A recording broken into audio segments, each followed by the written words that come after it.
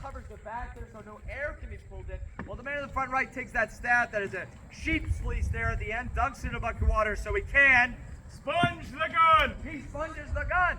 He takes that sponge, runs it all the way to the back of the gun, to the breech, runs it a few times, and takes it all the way out. This extinguishes the embers so we don't have an accidental detonation, followed by the command 2. Handle the cartridge! A cartridge is then advanced to the man in the front left. It is then handed off to them, and then they Put it into the gun! put it into the gun. Wad your cartridge! A wad is then placed on top of the cartridge to ram it all the way down in there. Once that's placed in, then we now need to ram it with the next following commands too. Handle the rammer!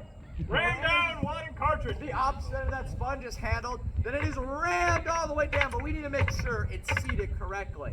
So we can Unstop the touch hole, handle the priming wire, try if the cartridge be a hove. priming wire is stuck at the back to make sure that connection to the cartridge is made. If it's right, he'll order the man in the front right too. Draw the rammer, The rammer's then taken out, returned back to their position. Now we need to shot the gun. a shot is advanced from the box here, the person at the front left. Then it can be loaded straight into the gun. Wad, A wad is then put on top of that shot to create that compression we need to send it its distance. ram home, wad and shot. Once that's rammed all the way down, we have everything in there. That's the cartridge, the wad, the shot, and the other wad. And now we can Lay on the apron, handle your crows and the handspikes. crows and hand spikes, those large wooden sticks right there, amplify the power of the soldier so they can Run out the gun. they run the gun into battery. Now the next thing to make sure that we have that connection from the outside to the inside with Handle the apron, handle the priming horn. the priming horn. This priming horn full of gunpowder is advanced to the vents for the man in the back right so he can prime the gun. Run. He primes the gun. Sticks that vent pick, that priming wire in there yet again.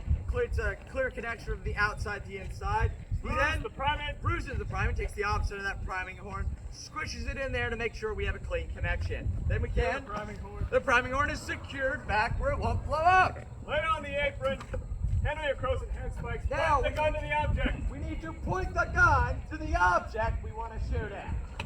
And so, moving left and right, along with raising it up and down with an elevation screw, the man in the back right can aim the cannon.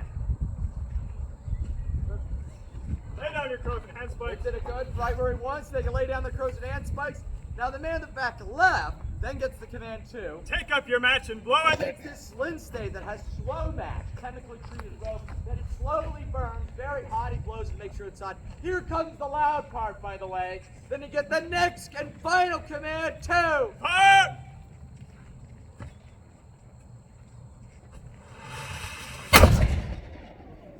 And we shed a shot down range. We can use that to Wasn't as evil as loud as your car. in a French fort. Put it on stick. Did you get it? Or we can even fire it at French gunners as we begin the siege and carry on. Except we encounter a problem. There is a whole lot of distance